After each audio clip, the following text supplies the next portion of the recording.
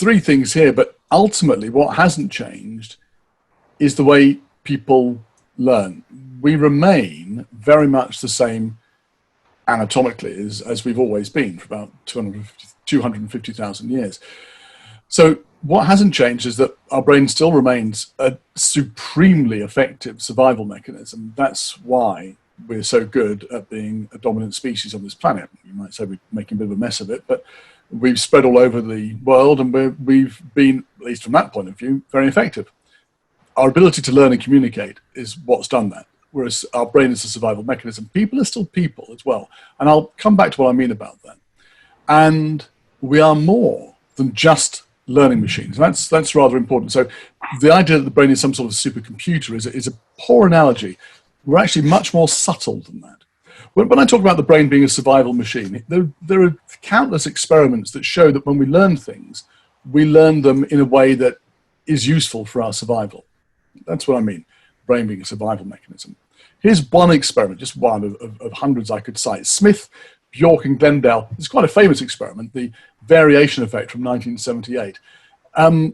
Imagine you've got two rooms. You've got a messy basement and you've got a well-lit room. Actually, looking at it, this photograph obviously taken after 1978 because those computers are probably 1980s. Anyway, they've got some students. The students are asked to learn some words in two different rooms, in two different study sessions, and they are asked to learn some words. So there are two different groups. One group has both sessions in either the basement or the well-lit room, and the other group has sessions, one in the basement and one in the well-lit room. And then all of them come together and have a test in a third different neutral room. So I'm going to ask you a question.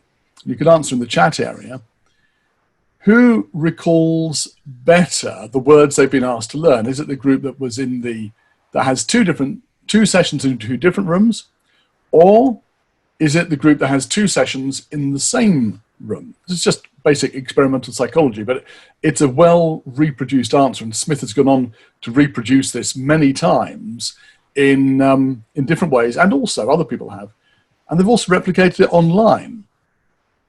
So which is the better session? I'm conscious that we want to get through time here, so I'm going to press on. By the way, Alban was saying, Vas, that your observation about uptick in training online, totally observed that by Alban as well. So, and I've heard the same thing as well across every vendor.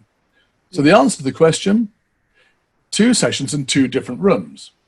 So Don, that's fine. But how does this relate back to the brain and us being survival mechanisms? Your brain is constantly, and it doesn't tell you this because the amount that we perceive consciously is a small proportion of what we actually perceive. But what it's constantly doing is scanning the environment to see how safe it is.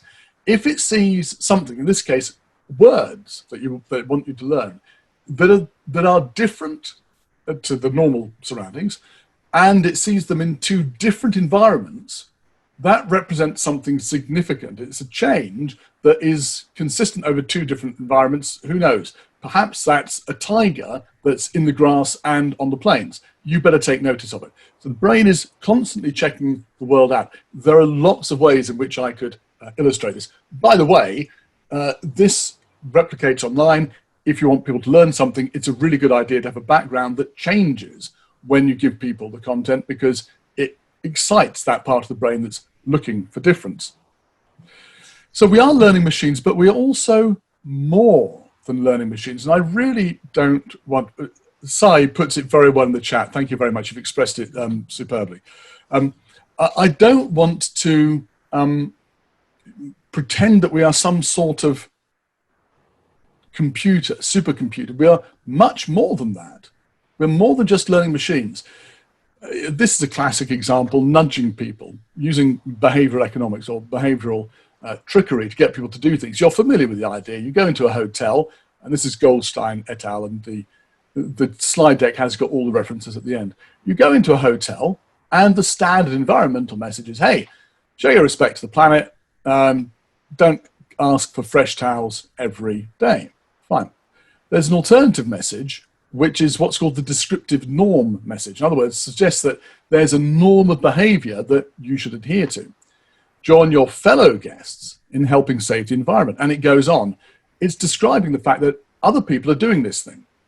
And for most people, that's a prompt for them to do the same thing. Does it work? Yes, it does. The idea that 75% of guests, in other words, most other people doing something, tends to make most people want to do the same thing. So 35% of people will respond to the prompt on the left, but almost 10% more to the prompt on the right.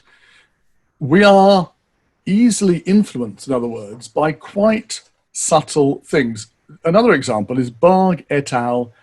In an experiment in 1996, absolutely fascinating, getting people to read a series of adjectives. And they read a series of adjectives, some of which describe what it's like to be in a warm room, some of which describe something else entirely, and some of which describe what it's like to be old. So they might read a list of words that talk about slow movement, being aged, and so on.